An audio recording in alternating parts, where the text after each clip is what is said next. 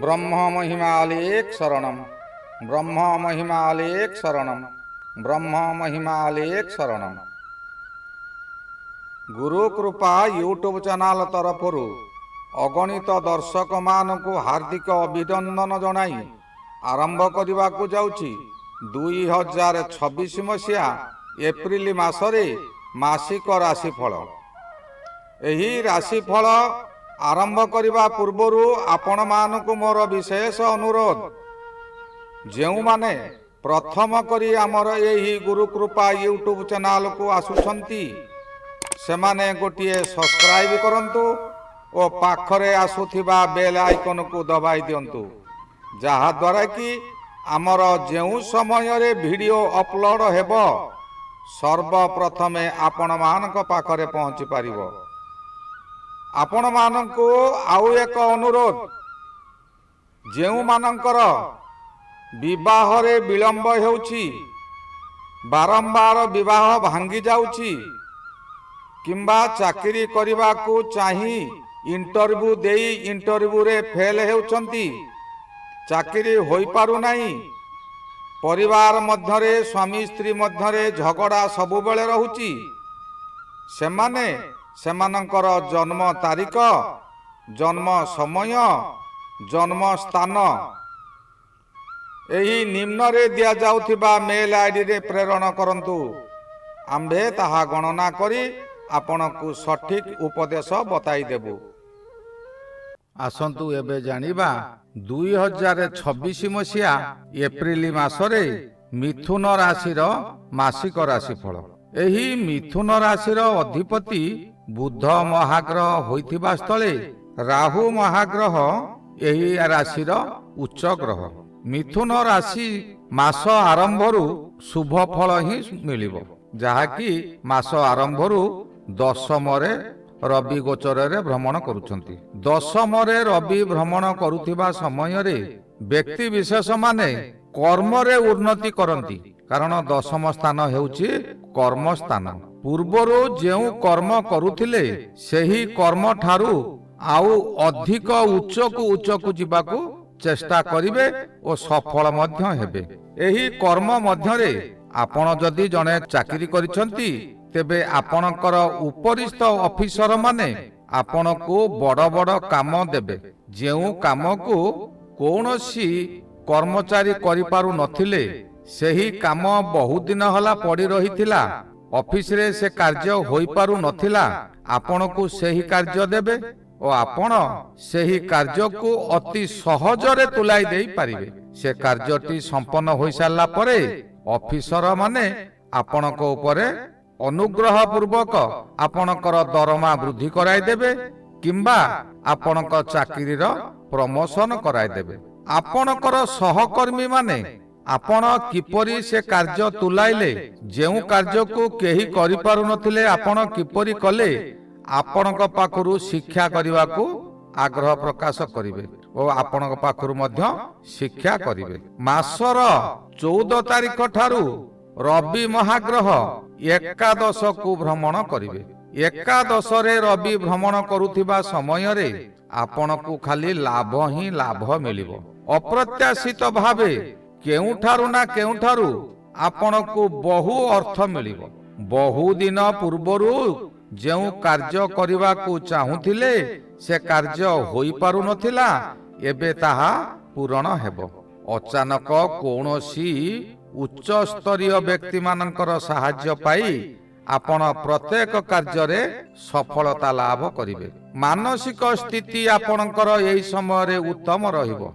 आपण गोटिए कार्य करूछंती, से कार्यटी आपण किपरि ताहा संपूर्ण करिवे से विषय चिंता करिबा पूर्वरु मन मध्यरे आपणकर बुद्धि प्रवेश करि सारिथिबो। यार कारण हला बुद्धिर ग्रह हेले बुध, बुध मध्य सेही कर्म स्थान रे रहिचंती आउ रविंक सहित मध्य रहिचंती। बुध जे पर्यंत रविंक संगरे थिबे ओ रवि ग्रह शुभरे थिबे ओ बुध ग्रह शुभरे थिबे, से समय पर्यंत न हेउथिबा कार्य अति सहजरे संपन्न हेबो। मनरे शक्ति ଶରୀରରେ ଶକ୍ତି ବୃଦ୍ଧି ହେବ। ସ୍ୱାସ୍ଥ୍ୟ ଏହି ସମୟରେ ଉତ୍ତମ ରହିବ।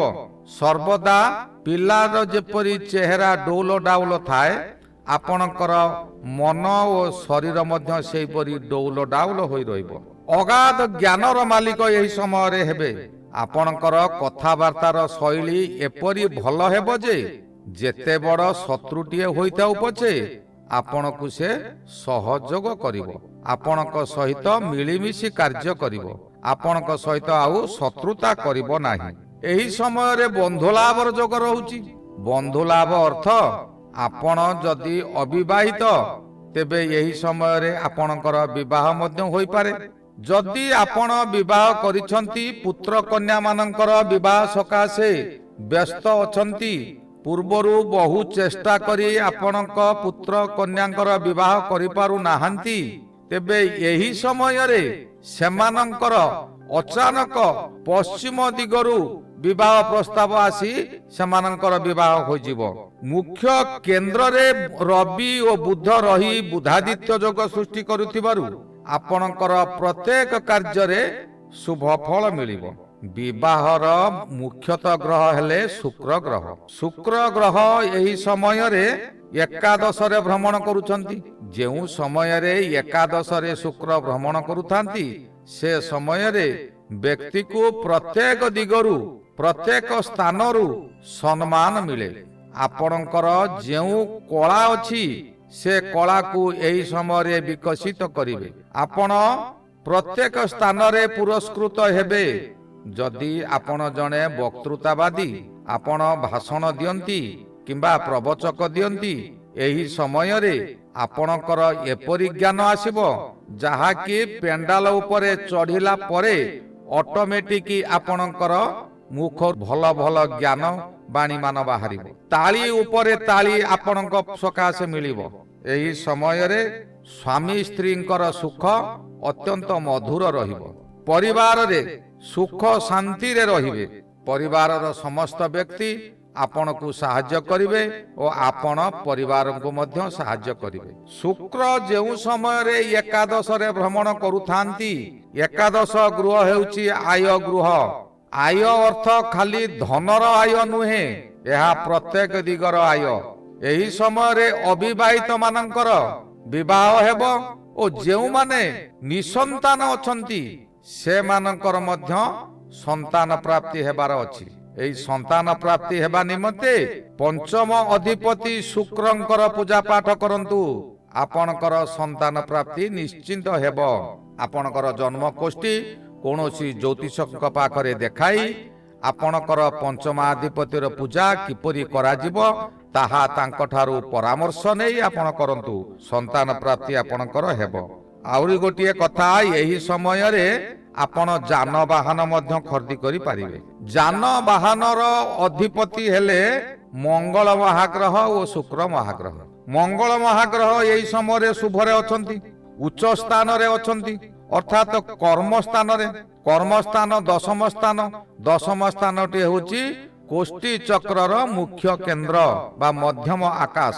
ମଧ୍ୟମ ଆକାଶରେ ରହି ସେନାପତି ଗ୍ରହ ମଙ୍ଗଳ, ଶକ୍ତିକାରୀ ଗ୍ରହ ମଙ୍ଗଳ ଚତୁର୍ଦିଗକୁ ଦୃଷ୍ଟି ଦେଉଛନ୍ତି।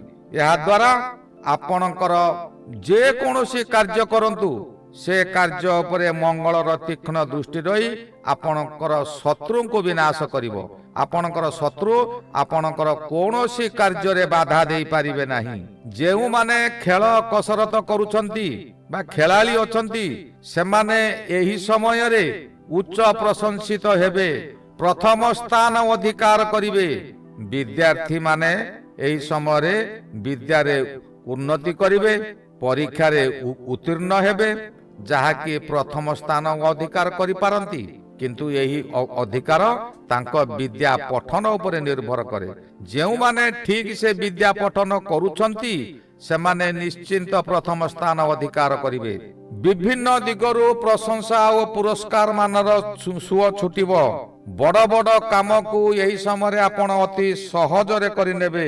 କେତୁ ଗ୍ରହ ମଧ୍ୟ ତୃତୀୟରେ ରହିଛନ୍ତି।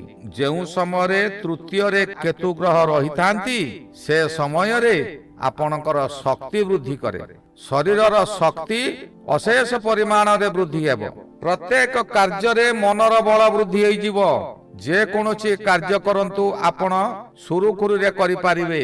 କେତୁ ଗ୍ରହ ଏକ ଆଶାବାଦୀ ଗ୍ରହ। ସାବଧାନ ହୋଇଥାନ୍ତୁ, କୌଣସି ବଡ଼ ଉଚ୍ଚ ଆଶାକୁ ଯାଆନ୍ତୁ ନାହିଁ। କର୍ମ କରିଚାଲନ୍ତୁ, କର୍ମର ଫଳକୁ ଆଶା ରଖନ୍ତୁ ନାହିଁ। କର୍ମର ଫଳକୁ ଆଶା ରଖିଲେ କେତୁ ଗ୍ରହ ପରକ୍ଷଣରେ ଆପଣଙ୍କୁ ବିପଦରେ ପକାଇ ଦେଇପାରେ। ଶନି ଗ୍ରହ ଏହି ସମୟରେ ଆପଣଙ୍କର ମଧ୍ୟ ଦଶମରେ ଅଛନ୍ତି। ଦଶମରେ ଶନି ଥିବା ସମୟରେ ଆପଣଙ୍କର ମର୍ଯ୍ୟାଦା ହାନି କରାଏ।